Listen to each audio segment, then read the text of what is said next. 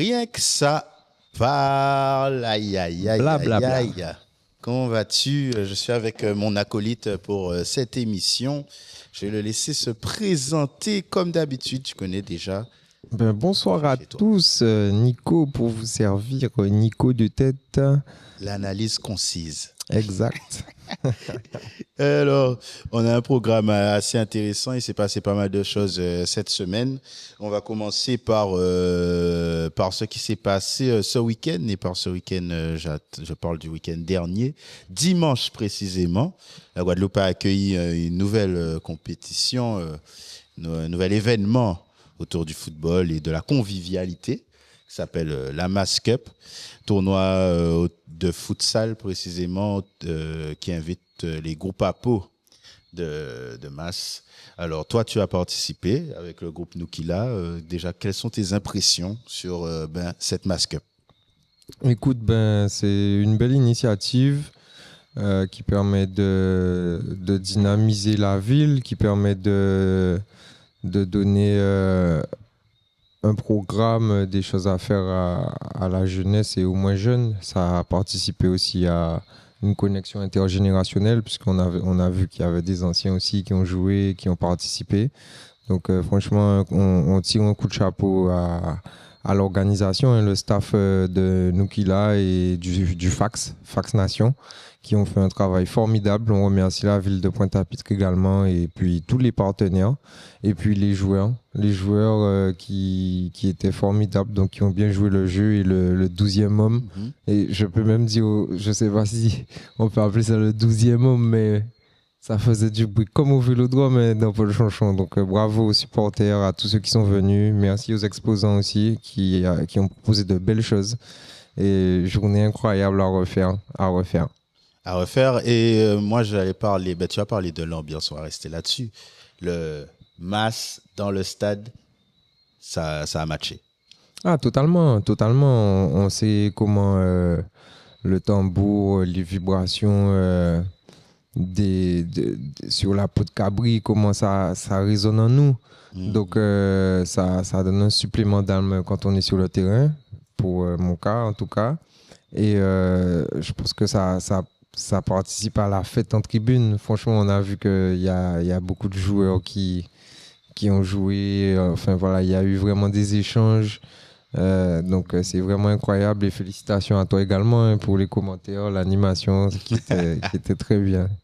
Et sur le terrain, il y a eu du football, attention. Hein. Ah oui, Il y a des joueurs là, j'ai vu à Mascaclé là, ça jouait très très bien, mais un peu partout, Karata, Nukila, Kamas, voilà, je vais pas citer toutes les équipes, mais ça jouait très bien. Toi, t'as vécu ça comment sur le terrain? Écoute, franchement, ouais, ça a beaucoup de niveaux. On a vu des joueurs confirmés de futsal, on a vu des joueurs un peu plus novices qui débutent. Donc, mais franchement, il y avait de bons niveaux, il y a eu de belles oppositions. Comme tu dis, que ce soit Cléla, Le Point, Mascaclé qui avait vraiment son armada. Mais Kamas, j'ai bien aimé l'équipe de Karata aussi avec un peu les célébrités. Donc, c'était vraiment bien. Niveau futsal, aussi, il y avait la partie initiation, hein, puisque tout le monde ne connaît pas. Donc, ça nous a permis de découvrir plus en profondeur ce sport. Donc, franchement, bonne ambiance sur le terrain aussi. Beaucoup de fair play en règle générale. Donc, ça s'est bien passé. Ah, vraiment ambiance 100%. Football, la bonne humeur. Franchement, un événement que l'on attend. Donc, c'était dimanche dernier et Mascaclé a gagné sur une finale d'ailleurs. La finale, un peu, quand même. Ouais, la finale était Incroyable, belle. la finale. Elle était très Incroyable. Incroyable. Oui. Vraiment, 2-0. Première mi-temps, 2-0. Deuxième mi-temps, 2-2. Mascaclé le point. Revient. 3-2, 3-3. Tir au but. Non, Oui, une finale c'était incroyable. digne d'une finale. Clairement. Donc, messieurs, la Mass Cup, ne ratez pas l'événement l'année prochaine. En tout cas, merci à tous ceux qui ont participé, qui nous ont offert ce spectacle magnifique et qui méritait cette introduction de notre émission dans sa parole de foot. Et maintenant, on va repasser sur le grand terrain vert, qui nous rassemble à peu près chaque semaine. On avait la Ligue des Champions cette semaine. Je vais commencer par ça. C'est un peu il n'y avait pas de grands enseignements à tirer, mais il y avait une rencontre en particulier qui était pas très importante. Le Paris Saint-Germain qui gagne à Barcelone sans 5 de ses titulaires. Est-ce que c'est impressionnant ou est-ce que c'est inquiétant pour le FC Barcelone, pour toi? Impressionnant pour le Paris Saint-Germain, je dirais non, puisque moi j'aime à dire que c'est Luis Enrique qui est la star. Donc c'est un collectif, ils ont vraiment des automatismes, ils savent comment travailler. Donc peu importe, on a vu que voilà, faut pas qu'il y ait des bras cassés quand même, mais parce que Mayoulou ça a quand même une bonne expérience, hein, ça rentre en jeu depuis un petit moment. Zahir Emery également, c'est vraiment Mbaye qui est le petit nouveau, voilà, le petit nouveau, clairement. Voilà, lui, il n'a pas joué autant l'année dernière, etc., même si on le connaît. Mais oui, clairement Mbaye. Mais sinon, au milieu, il y avait Fabien Ruiz, il y avait Zahir Emery, il y avait il n'y avait pas énormément de changements. Derrière, Pacho, Zabarani, ça équivaut à. Enfin, dès qu'il y a Pacho, c'est bon. Hein. Marquinhos, on a bien vu que pendant 10 ans, ça n'a jamais réussi à atteindre les sommets avec Paris, à part la Ligue 1. Donc, une fois que Pacho est arrivé, on a vu que c'est lui le patron, hein, on l'a tous vu. Donc, Marquinhos, Marquinhos, c'est le capitaine. Ça fait longtemps qu'il est là et c'est pas un tocard. Mais Marquinhos, voilà, ça reste la plus rose avec Thiago Silva. Et Thiago Silva n'était pas une si grosse plus rose que ça. Il la gagne tout de suite après en quittant Paris. Non, je suis dur, mais je suis réaliste. Zabar, Pacho, c'est ultra solide. C'était ultra solide. C'est vrai que Zabar, c'était solide. Il a montré un sauvetage. Enfin, on a bien vu que limite Marquinhos, franchement, n'a pas sa place pour moi là. Limite, tu vois. Après, non, j'abuse peut-être un peu. Je vois comme si on aurait dit que ton maillot franchement. Non, non, j'abuse peut-être un peu, mais franchement, qu'est-ce que Zabarni a envie à Marquinhos? Pacho, il est indéboulonnable. Par contre, Pacho, on peut pas. Non, mais quand même. Après, Zabarni, c'est un joueur solide. Hein. Oui. Oui, tu sens même que techniquement, bon, c'est compliqué et que même dans ses interventions, c'est pas la propreté non plus. Écoute, à chaque intervention. Écoute, t'as besoin de Paris n'a pas besoin de si belles interventions de sortie de balle au pied. Voilà, il se débrouille bien en sortant de ballon. Et Marquinhos, le jeu au pied formidable qui tu vois là. Imaginons que je te donne Marquinhos, mais quand même. Tu n'as pas Marquinhos, tu n'as pas João Neves, tu n'as pas Doué, Kvaratskhelia et Dembélé. Ouais. Et tu as quand même une belle performance du Paris Saint-Germain si on retire quand même les 20 premières minutes où ils étaient un peu, je pense, pas encore en place. Non, c'est juste que les jeunes étaient timides. Voilà, ou peut-être un peu timides. En vrai. Mais donc du coup, toi, c'est pas impressionnant, c'est plus le côté Barcelone qui est inquiétant pour toi alors. Ah oui, non, mais Barcelone est super inquiétant. Non, Paris, c'est pas impressionnant. Regarde, ils ont perdu cette semaine contre Marseille. Enfin, bien qu'il y avait des absents, donc tu vois bien que pourtant, tu vois, il y a quand même une équipe forte. Moi, je vois pas le problème de tout le monde à l'heure actuelle, c'est l'état de santé des joueurs du Paris Saint-Germain. C'est pas le Paris Saint-Germain en soi. Regardez, ça joue, personne ne s'inquiète qu'ils aient des absents ou pas. C'est vraiment, on se dit pas, il faut que les gars soient là au bon moment quand ça va compter. Mais Paris roule son football, Paris est sur une lancée. Après, franchement, oui, il y a l'état physique des joueurs qu'on voit qui tombent un peu comme des mouches, qui est un peu inquiétant parce que moi, par contre, pour moi, c'est un scandale que Paris n'ait pas eu de vacances. Les gars n'ont pas eu de vacances. Les gars, ils n'ont pas eu de vie. Ils ont fait une saison complète, une saison à haute intensité parce qu'ils gagnent tout. Ils ont 2 semaines. Après la Coupe du Monde des clubs, 2 semaines, qu'est-ce qu'ils ont fait? Un petit voyage à Miami, New York, un petit... qu'est-ce qu'ils ont fait? Jouer au niveau, ils étaient ensemble. Allez, un petit Saint-Tropez.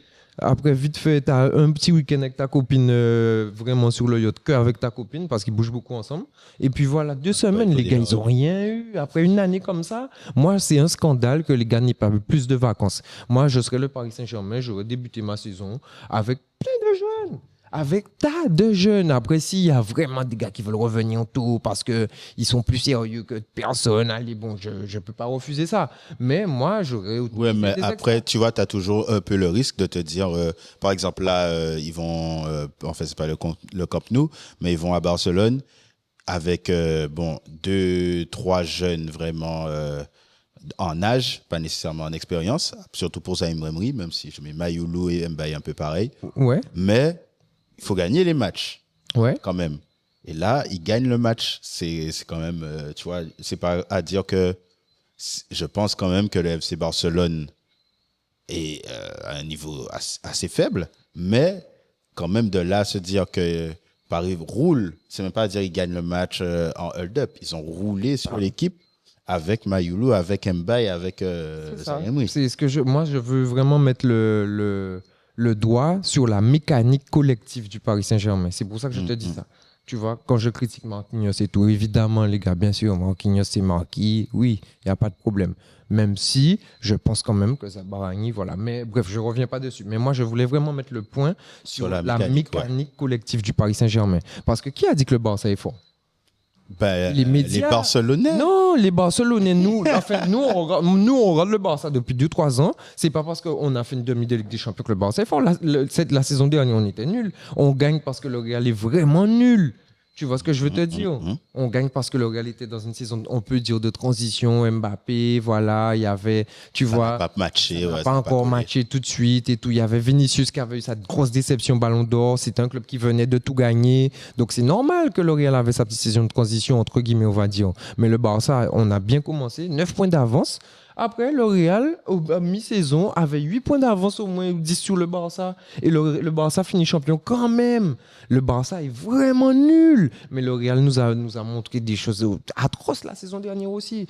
Moi, je suis Barcelonais. Je vous le dis solennellement. Je suis Barcelonais pur.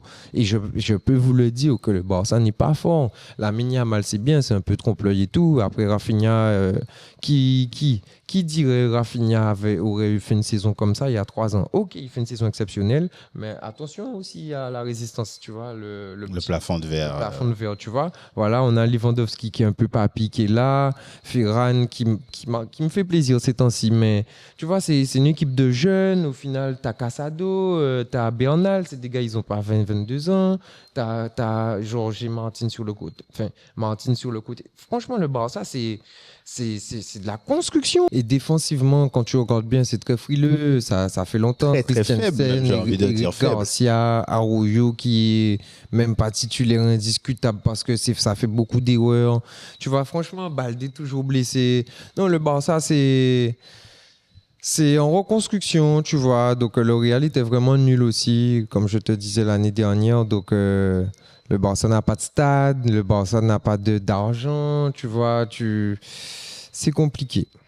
Moi, je pense que les Barcelonais doivent accepter 2 choses. 1, que la Liga est faible, déjà. Et de 2, qu'ils ne sont plus cette équipe-là. Oui. Tu vois, pour moi, c'est ça le problème. Ils ont poussé beaucoup de propagande ces derniers mois, la propagande Yamal, la propagande Pedri, etc. Mais bon, quand je posais la question, impressionnant ou inquiétant, Paris ne m'a pas impressionné quand je regardais le match. Non, Paris ne m'a pas. Barcelone, je me suis dit, ah ouais, ça. Les gars, vous n'arrivez pas à bouger cette équipe. C'est ça. C'est grave. Et pourtant, il y avait les arguments, il y avait les joueurs et tout. Je suis très déçu de la prestation globale finalement de Rashford, même s'il a la passe d'Es.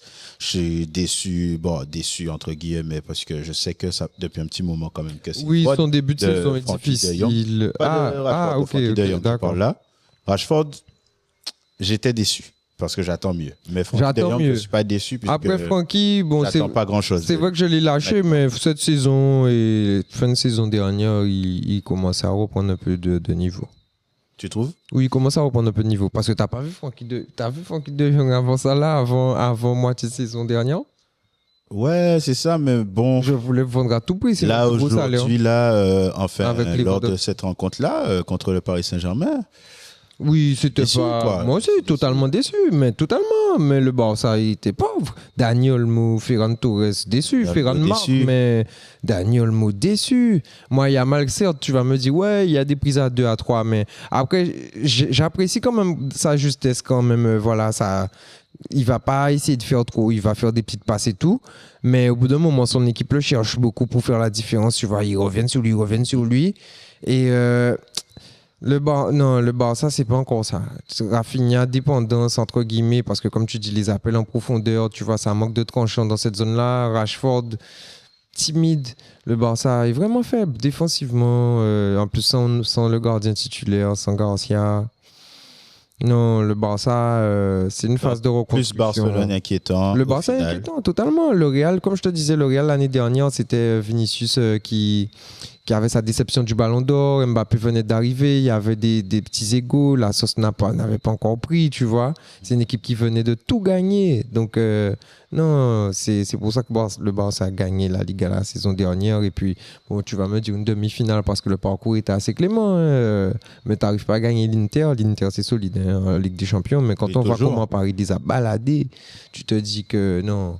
Le Barça, ils ont encore un long chemin à faire. Par contre, ils ont de bonnes petites pépites qui sortent du centre. Et c'est encourageant pour la suite. C'est une équipe jeune, tu vois. Tu sais que tu as des fortes individualités. Pedri, Lamine, Koubarassi derrière. Donc, tu peux t'appuyer sur ça à chaque ligne. Sur chaque ligne, tu as quelque chose de solide. Et moi, j'étais déçu de Koubarassi quand même. Hein. Oui, mauvais match. Quand il se jette sur Senima Youlou, il se jette, comme dit. Je crois que c'est Ginola qui dit ça, je crois. Hein. Quand tu tacles, tu vas au sol quand tu es sûr d'avoir le ballon. Sinon, tu défends debout. Un défenseur n'a pas à être au sol. Non, quand même. Sans raison. Ou sans raison, quand même.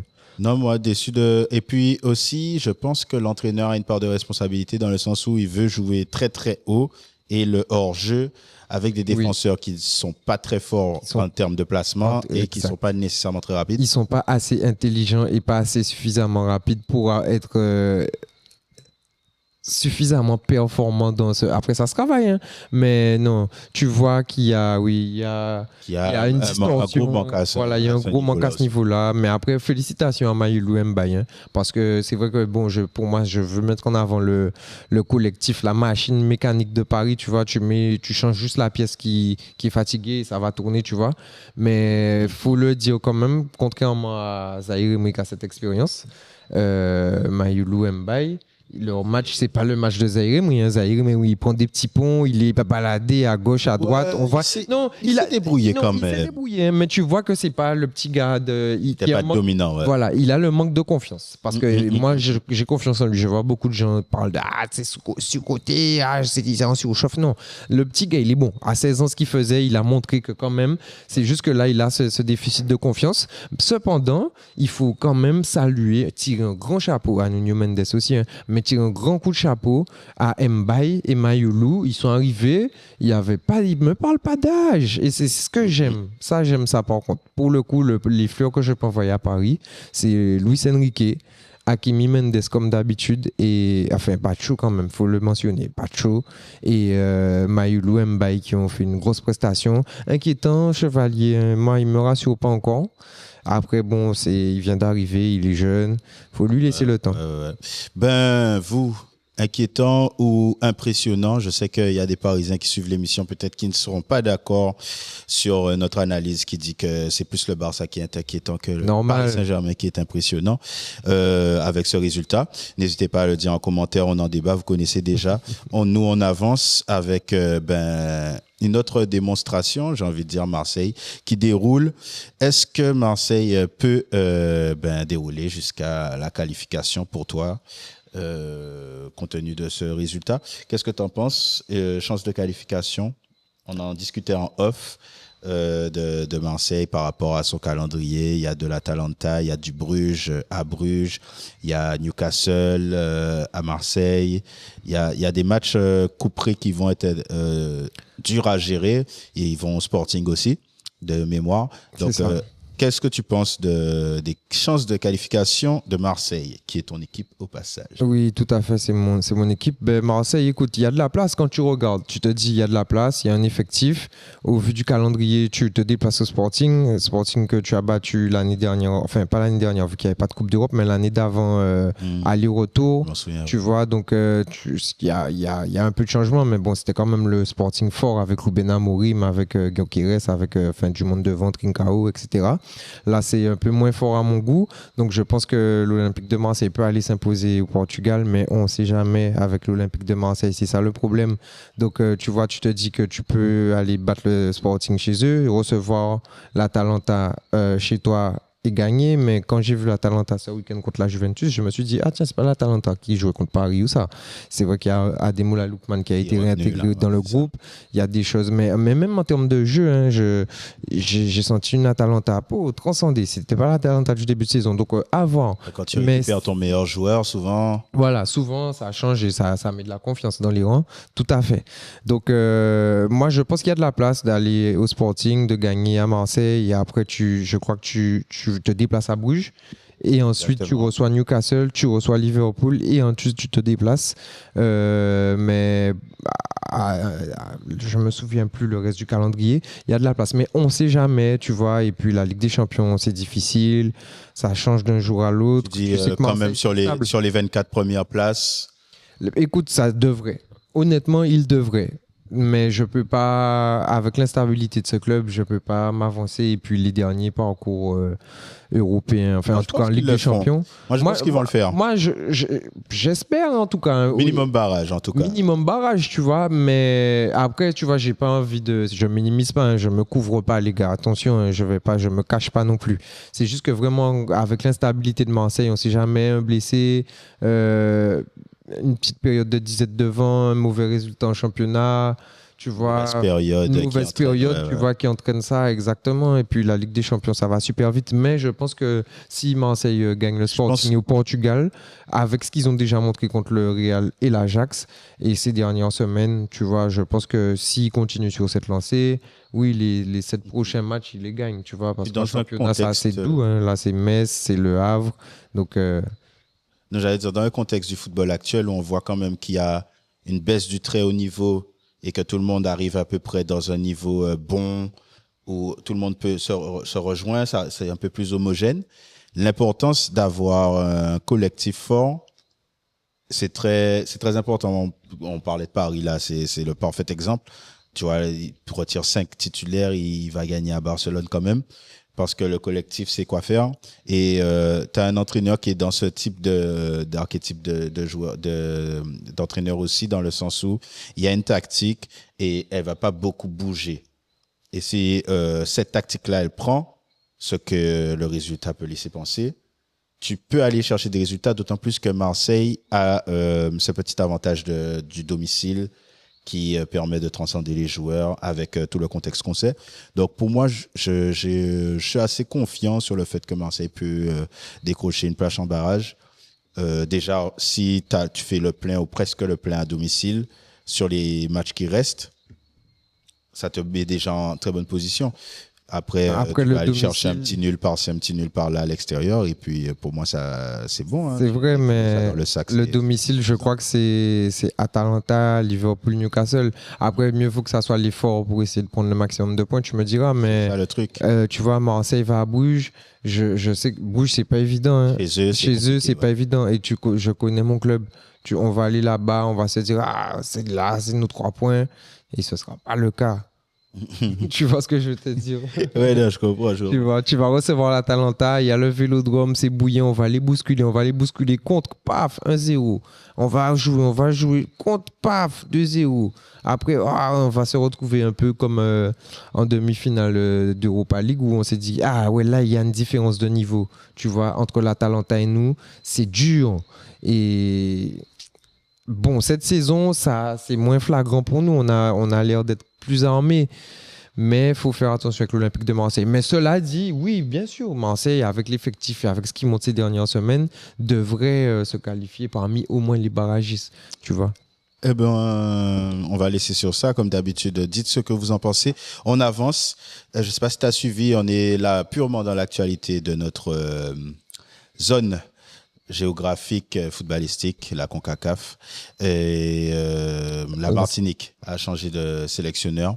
Ils ont pris Mercadal, qui est un ancien entraîneur de national, qui a connu un peu de Ligue 2, si je ne dis pas de bêtises. Mais en tout cas, un entraîneur plus professionnel, tu vois. Donc, qu'est-ce que tu en penses? Ben écoute, moi je pense que apporter justement ce petit côté rigoureux, ce petit côté professionnel, cette expérience, comme avec l'ajout de joueurs dans d'autres sélections, je suppose qu'on va en parler après, mais tu vas ajouter ce côté de personnes qui ont touché le plus haut niveau, qui savent ce qu'il faut et les préparations, ce qu'il en coûte. C'est toujours bénéfique à un groupe, tu vois. Donc, ça vient rajouter de la rigueur, du sérieux, du professionnalisme et de l'expérience. Donc, en plus, en Martinique, on sait qu'il y a quand même des moyens, je pense, qui sont mieux mis en œuvre que chez nous, par exemple, qu'en Guadeloupe. Et donc, honnêtement, avec les qualités qu'ils ont, parce qu'il y a de grosses qualités en Martinique, pour moi, j'aime beaucoup leur sélection. Ça peut faire quelque chose de bien et puis surtout en dehors des résultats sur le court terme, ça peut être bénéfique pour la formation des jeunes également parce que voilà, le sélectionneur qui côtoie des jeunes joueurs aussi, tu vois, qui viennent, qui voient que en Martinique, il y a du niveau. Et ça donne envie aussi de faire ce lien entre... je pense que ça pourrait aider à construire un petit peu plus au niveau de la jeunesse et au niveau de cette rigueur et de ses responsabilités pour arriver au plus haut niveau déjà avec la sélection et pourquoi pas plus haut. Ben, le débat, c'est entre est-ce qu'il faut avoir justement ce sélectionneur qui a tapé un peu plus haut ou est-ce qu'il faut essayer de se dire qu'on va faire grandir les techniciens de chez nous, tu vois. Donc, en fait, c'est toujours un peu le... Alors, pour moi, l'un n'empêche pas l'autre, mais justement, mettre quelqu'un d'aussi qualifié à la tête de la sélection, c'est pas un scandale, c'est bien. Justement, ça va permettre aux entraîneurs qui sont derrière, aux techniciens locaux, de pouvoir s'inspirer, de voir ce qui se passe au niveau de la sélection et pour pouvoir justement, eux, grandir, prendre de l'expérience, prendre les bonnes choses. Donc, pour moi, l'un n'empêche pas l'autre. Quand tu ramènes de la qualité, ceux qui sont là, qui disent « Ah, Zokamene, un tel Zomene, bitin pour... » Non, toi, tu dois être quoi? Tu dois avoir quoi? Au lieu de te dire « Ah, Zomene, un tel un pied en moins, pour que c'est pour Zokamet Barton en moins, tu dois te dire « Ah non, en fait, ça, c'est un plus. Lui, il va m'apprendre. Lui, je vais apprendre avec lui. » Tu vois ce qu'il apporte là? Il me le ramène en Martinique ou en Guadeloupe. Tu vois ce que je te dis? J'ai pas à partir à aller me former ailleurs pour là, ce mec-là, il amène ça déjà. Donc, j'ai regardé dans son sac. Oh, ça, c'est intéressant. Je prends ça. Ok, je prends ça. Et moi, je grandis. Et après, je vais me former. Tu vois, il y a des certifications diplômantes que tu peux avoir. Et puis, effectivement, j'ai vu ce débat-là aujourd'hui. j'ai suivi sur les réseaux sociaux. Où on disait aussi que voilà, c'est les seuls métiers entraîneurs où il n'y a pas de validation de compétences des acquis avec l'expérience. Tu vois, il faut un diplôme maintenant. Si tu n'as pas le diplôme, tu ne peux pas officier à ce niveau-là, etc. Tandis que tu as des coachs qui n'ont pas spécialement de diplôme, mais qui sont tout à fait compétents parce qu'ils ont cette expérience du football. Ils sentent ce football-là. Ils ont ce côté où c'est inné, où c'est aussi poli, travaillé par tout ce qu'ils ont vécu en expérience football, en aventure football. Et ils peuvent faire de très belles choses. Mais je pense qu'ajouter de la qualité, c'est toujours bien. C'est toujours bien de prendre ce qu'il y a et se dire, voilà, s'inspirer de ça pour grandir.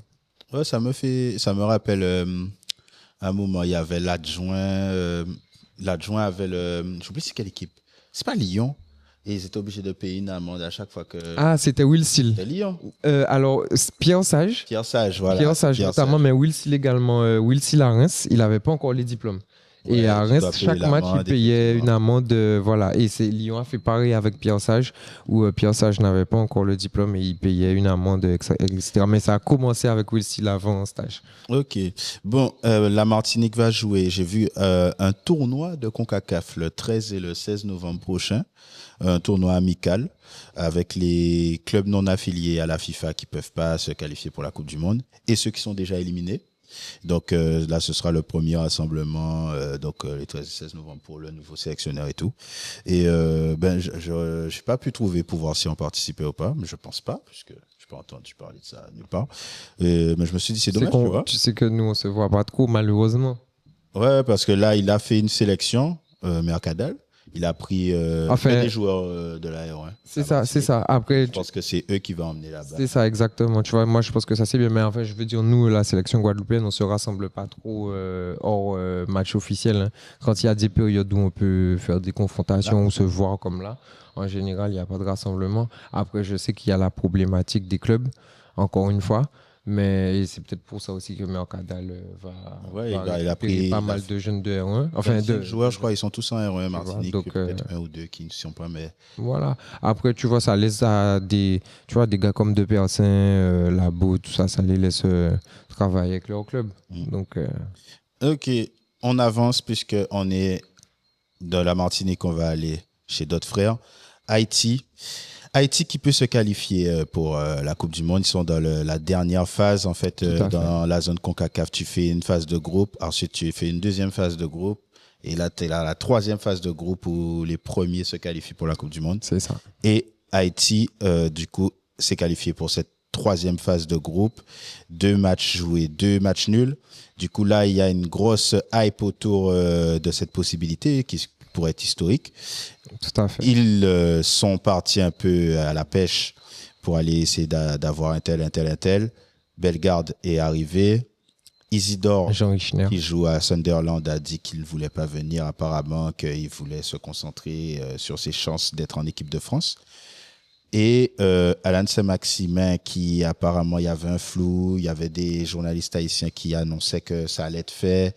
Finalement, il n'est pas dans la liste qui a été annoncée, mais Josué Casimir y est. Il va jouer sa première sélection. Donc, toi, qu'est-ce que tu en penses de ma question? Elle est simple. Est-ce que tu penses qu'Haïti peut se qualifier?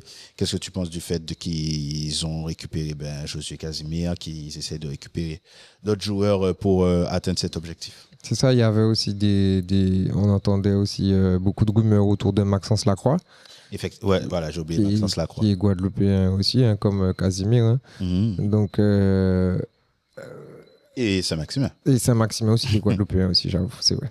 Donc, on a beaucoup de connexions avec Haïti, totalement. Donc, je pense que c'est une bonne chose, d'un côté, de rajouter, comme je te disais tout à l'heure, pour les sélectionneurs, cette qualité, mais sans pour autant dénaturer totalement la sélection, parce que moi, je pense qu'une sélection, c'est une nation, il faut qu'il y ait cette attache quand même avec ses racines, avec sa culture, son pays avant tout, avant que ça soit footballistique. Et après, ouais, évidemment, il y a les liens footballistiques. Donc, je pense qu'il y a... Tu as des opportunités en ramenant les joueurs de cette qualité-là, mais ça peut être aussi des menaces. Donc, il faut bien faire attention. C'est aux sélectionneurs de bien cuisiner, de choisir les bons ingrédients. Mais je pense que oui, ça peut totalement rajouter de la qualité dans ce groupe d'Haïti et qui peut totalement se qualifier. On connaît le supplément d'âme que justement procure le maillot des Grenadiers. Hein. On voit... T'as vu le discours de Nazon à la mi-temps J'ai vu le discours de Nazon à la mi-temps dans le vestiaire. Il y a le cas de Franzi qui joue aujourd'hui. Franzi, je vois qu'il manque à tous les matchs. Hein. Là, il était sur le banc, il n'est pas rentré. Mais Franzi Pierrot manque à tous les matchs. Et même ce week-end, il est rentré à la 68e. C'est lui qui délivre son équipe. Donc, Haïti a vraiment des qualités. Et quand il y a des grands événements, c'est-à-dire que ce soit des matchs amicaux contre des grandes nations ou des grands tournois, il y a toujours vraiment ce supplément d'âme. C'est une équipe qui se bat beaucoup. Donc, à l'image de la nation. Hein. Donc, franchement, je pense que ça peut être bien pour eux. Et on va voir ce que ça va donner. Ce serait bien d'avoir quand même des joueurs top niveau, tu vois, mais avec pas à n'importe quel prix. Donc. Voilà, pas à n'importe quel prix, c'est ça. C'est tout à fait ça, tu as la bonne formule. Eh ben, c'est parfait pour moi. Je pense la même chose en vérité. Hein, que, par exemple, le cas d'Isidore, tu vois, il dit, ah ouais, mais moi, je veux jouer pour la France, tu vois. Mais, bon, eux, ils sont allés chercher et tout. Moi, je pense qu'il faut essayer d'établir un lien peut-être un peu plus tôt ou de voir qui est dans quelle démarche. C'est un peu compliqué, c'est facile à dire. Mais le fait que bon, tu as des joueurs qui viennent, en tout cas, c'est hypant, et de se dire que Haïti va peut-être se qualifier. Là, moi, ça me donne envie de regarder les matchs le 9 octobre contre le Nicaragua, le 13 le 13 octobre, bien sûr, contre le Honduras, qui est premier du groupe, avec 4 points. Haïti, Nicaragua, ils ont tous les 2 points. Et il y a quelqu'un qui est dernier du groupe. Donc, à suivre, Haïti. Et j'ai une question sur ça pour le quiz à la fin pour toi. Mais dernier truc que j'allais dire, c'est par rapport à l'évolution du football. C'est même pas un débat, c'est juste un truc que je voulais dire, que j'ai vu passer et tout, et que je me suis rendu compte. En fait, tu vois, en ce moment, il y a la Coupe du Monde U20. Tout à fait. La France a pris une volée cet après-midi. En fait, avec l'évolution du football, avec les jeunes qui jouent de plus en plus tôt, mais en fait, les nations U20, elles n'ont plus personne. Les joueurs qui sont bons, ils jouent. Déjà. Donc, les clubs les lâchent pas. Ouais. Donc, du coup, tu dois avoir des jeunes que les clubs veulent bien te lâcher. Donc, forcément, et moins de 20 ans, si le club te lâche, c'est que tu joues pas, tu es en réserve, etc. Donc, en fait, la Coupe du Monde U20, là, je regardais un peu les effectifs comme ça pour m'amuser. Je vois un tel joue à la réserve de Boca Junior en Argentine, lui joue à la réserve de Vélez. En France, il y a des jeunes pareils, c'est des joueurs de réserve. C'est vrai, tu as des joueurs de réserve. Tu as l'attaquant Michel. Lucas Michel ne joue pas avec Monaco, il a fait une entrée. Pogba. C'est ça, Quignonez, Quintero, pardon. C'était incroyable. Non, clairement. Ça a changé de ouf. Oui, clairement, le Nigeria U20, c'était toujours incroyable. Tu vois, donc en fait, c'est vrai que maintenant, le football a changé à ce niveau. J'ai découvert André Ayou. Ouais. C'est vrai que maintenant, on va beaucoup plus faire confiance aux jeunes. Je ne sais pas si c'est depuis l'ère Mbappé. Qui est une bonne chose, oui, mais tu vois, de l'autre côté. C'est une bonne chose, mais de notre côté, ça, voilà. Bon, après, on va dire que ça donne la chance à d'autres joueurs de se montrer. Mais c'est vrai que ça n'a plus autant de hype. Ça n'a plus autant de hype, et peut-être même au final, tu vas te retrouver avec soit la compétition sera annulée. C'est vrai, totalement. Déhypé, quoi. C'est vrai, parce que je me souviens, comme tu dis, quand la France l'a gagné, c'était Verretou, Kondogbia, Pogba, Thauvin, c'était Foulquier, Dimitri, totalement de Valence. Donc, tu vois, tu avais des joueurs qui jouaient déjà quand même à un certain niveau, mais qui étaient là, tu vois. Parce que les clubs avaient un intérêt à les envoyer. Se faire voir, etc. à la Coupe du Monde U20. Maintenant, il n'y a plus aucun intérêt.